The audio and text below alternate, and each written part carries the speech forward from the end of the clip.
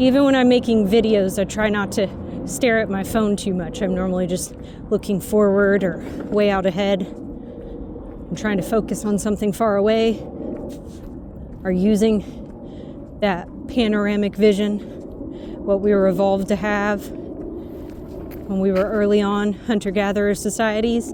Peripheral vision, training the eyes. You're more keen to pick up movement within your peripheral vision. Training the eyes, focusing, staring away at something far away.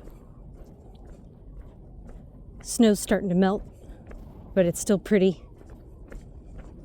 I'm probably going to set my phone down over here on this fire hydrant and keep filming outward and go up and down this hill, practicing some Ipsy lateral walking.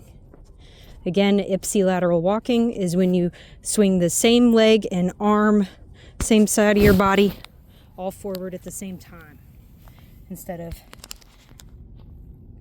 alternating your arms and legs, if that makes sense. So here we go.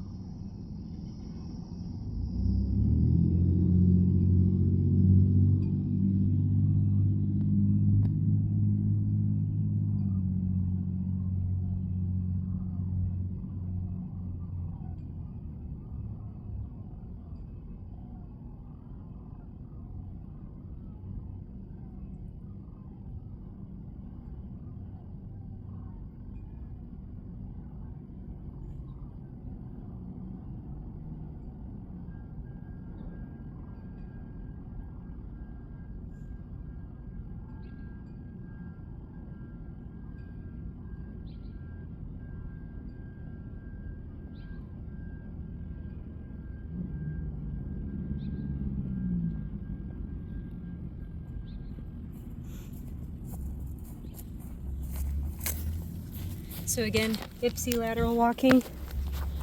I do find that it helps if you put your hands in your pockets. I try to take them out for a little bit too. I like hitting this hill every day, Ipsy lateral walking. I like to ruck while Ipsy lateral walking, but I change it up. I do it on flat ground, I do it on a hill, I do it with the ruck, I do it without the ruck, I do it with hands in pockets, hands out of pockets. I do forwards walking and backwards walking. Sometimes I hit this hill backwards walking, and sometimes I hit it forwards walking. I do find that when I'm Ipsy lateral walking, especially uphill or downhill backwards, I tend to lead with the toe. So the walking is more like toe slaps and more of your forefoot and less of your midfoot and heel striking, which really lights the calves up. And I've mentioned this before, it just lights up the knees and the calves and even the feet, especially in these barefoot shoes, a whole different kind of way. You're striking the foot on the ground a different way, so in barefoot shoes, you really feel it. I'd recommend building up, I probably do between 5 and 15 minutes of walking like this a day. I'm walking like it right now. I don't know if you can tell with it in my pocket like this. But I do about half of my walk Ipsy and half of it contralateral. And I've gotten to where I'm pretty fast with it too.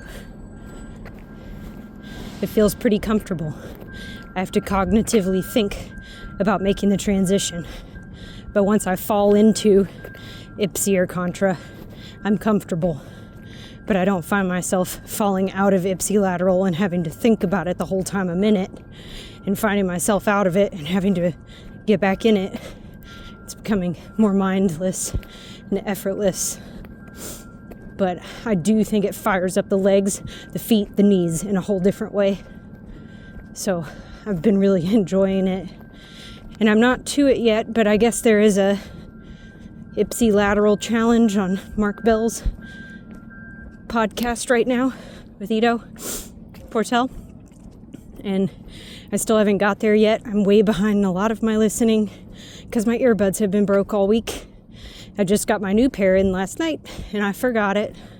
So starting this evening or tomorrow, I'll finally have earbuds, but I've been trying to listen where I can. Again, I'm focusing on the hills far away. I'm taking note of my peripheral vision.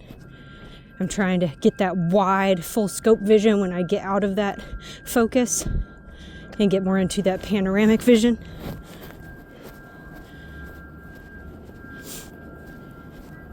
Getting my movement in, getting my steps in, getting my outdoor time in, rucking, practicing different ways of walking, hitting the hills, hopping up and down the curbs, getting that 45 minutes in for my 75 hard.